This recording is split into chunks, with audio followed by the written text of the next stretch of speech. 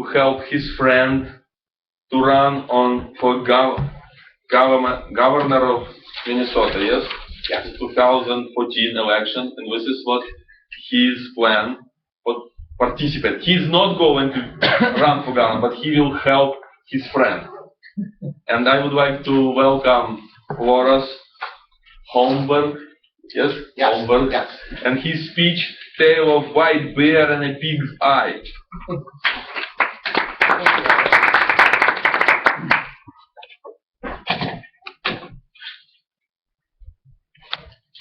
Fellow Toastmasters, welcome guests.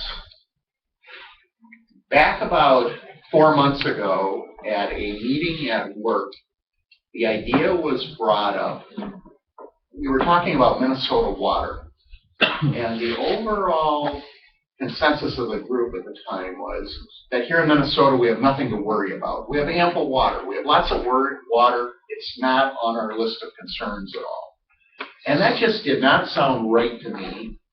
One of my passions would be natural resources conservation issues. It didn't sound right to me, but I didn't have a background on it. So I just kept my eyes open over the last 4 months to see if that was right or not. And the answer is no, it's not right.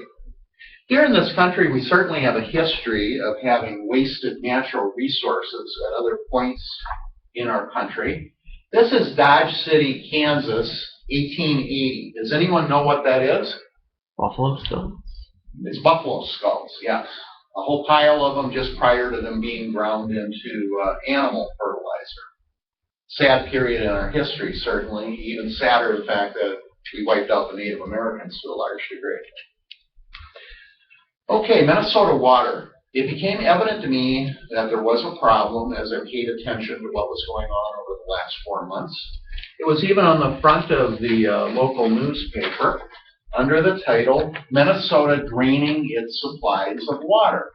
It was a good article, very good article. What are some of the major water issues that we have going on in this state? Well, the color of the traffic light right now, if we were to look at water issues, would be yellow. It's a period of caution, really, in regards to what we're doing. Here are some of the major water issues that exist. Today, the one that I'm going to talk about is White Bear Lake, which just is a fascinating topic. White Bear Lake is located over in the northeast metro area. It's one of the biggest lakes that we have. When I lived over on the Rockinese side of St. Paul, I would go up there at times in the summertime for swimming or sailboarding. Very, very nice lake. Here's a close-up shot. It's about 2,500 acres or so, which is a good-sized lake. Again, one of the biggest in the metro area. The beach that I used to go to is White Bear Beach Park right there. And we'll start in looking at what's happening with White Bear Lake. We'll look at some of the other lakes in the area that you may be familiar with in terms of water level. Here is Prior Lake. Those are DNR figures. At Prior Lake, if you look at the graph, you can see they have one low year, but other than that, not too much is happening.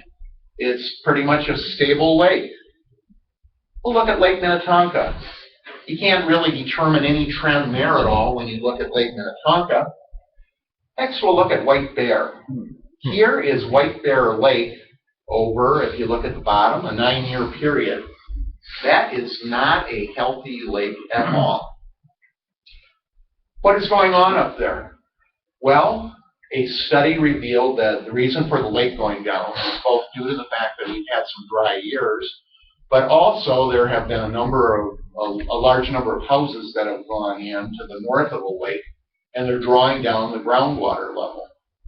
And if the groundwater level drops down, and the groundwater naturally exists under the lake too, in some cases a lake will go down, and that's what's happening up there. So what did the people of White Bear do? Well, they did what people in the U.S. do when the going gets tough. They sued the state of Minnesota and said, you are not properly managing your water resources. But I honestly don't think that people of the state of Minnesota had any idea of what was going on, because in order to determine why the lake is going down, they had to bring in the U.S. Geological Survey, who did a big scientific survey on the lake, to come up with the reasons why. The DNR didn't know, but it is a serious issue. Now, when I went and I looked to see why, when I went out on the internet and searched for pictures of what White Bear Lake looks like, I didn't really have much luck. But, of course, one resource that's available out there would be Google Earth. So I went to Google Earth and pulled off a few photos. Here is the western portion of the lake. Now, at one time, the lake would have been up more in this area here. But some people, enterprising people, have gone to building docks that are of incredible length. That is one long dock. If somebody asks you in the spring of the year, can you help me put my dock in, you better ask them what lake you're on, because if it's up at White Bear, you are going to be there for a while.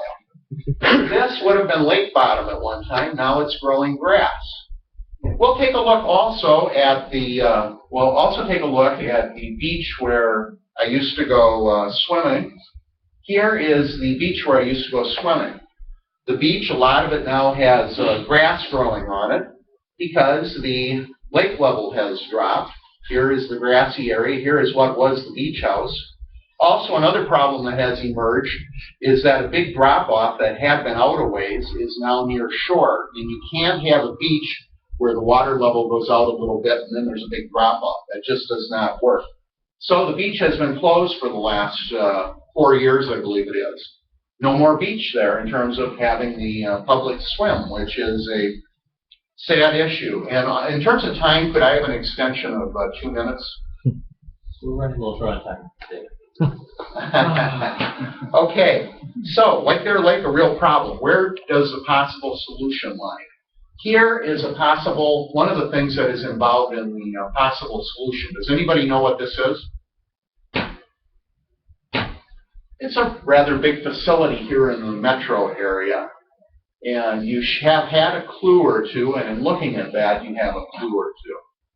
And what I'm referring to would be this big complex right here. That actually is the Pig's Eye sewage treatment plant, which, unless you look at Google Earth, there's not going to be prominent photos of that anywhere. And that is where a lot of the Twin Cities sewage goes. I was watching a documentary on TV. Pig's Eye actually has 2 10-foot by 10-foot input pipes of sewage going into the place. Now, you may say, Loras, you should watch better television. And I would say, you're right about that. At this point, I am going to ask for a lovely assistant. And, let's see. Tashi, how about you? How's that sound? Lovely assistant who will help me with something. Okay. And you get to pick an assistant. And what I would like you to do is to measure the wall over there. And I think you need 2 people to do it, so if you could grab someone to help you, that'd be great. Height or width? Width, both. Now, I mentioned that the sewage pipes flowing into Pig's Eye are each 10 by 10 foot. How long is that wall, approximately in feet? 1 feet and 16 and a half. 16 and a half, okay. And how high is that?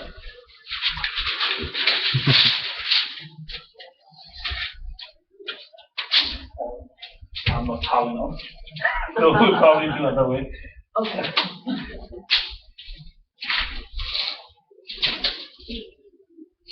Eight feet.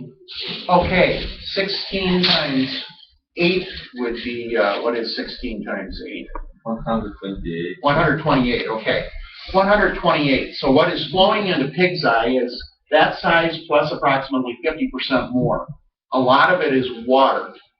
And that water, a lot of it is brought up out of the ground in different parts of the metro. There's more than one sewage treatment plant, but Pig's Eye is the biggest one. And a lot of it is water that is flowing in. So one possibility in terms of getting White Bear Lake back up to level again is to maybe put a sewage treatment plant of some sort up in that area and have the outflow flow into White Bear Lake. That's regarded as one possibility. Another possibility that they looked into was taking snow from parking lots that needed to be removed and putting that out on the lake. But that was a no-no because of salt that would be mixed in with the snow. So the answer right now is nobody knows how White Bear Lake will get back up to level again. In years past, you would have pumped groundwater out of the ground at a faster rate than the water is sinking down into the groundwater from the lake. But you can't do that anymore. You can't pump groundwater to fill lakes. It depletes the groundwater. So for right now, nobody knows what the answer is. Time will tell. I would think it's such a prominent feature out there. I would think one way or another it will end up with water in the lake. I don't know what that answer will be. Nobody knows. And to end on a positive note, you have to remember that here in Minnesota we have one sick lake. There are a number of other water issues too, but also we're very fortunate. We have, you see the number of big lakes that we have and the numbers of rivers and streams. We're very lucky to live in a state with lots of water resources. We need to be careful what we do with them for the future. Mr. Toastmaster.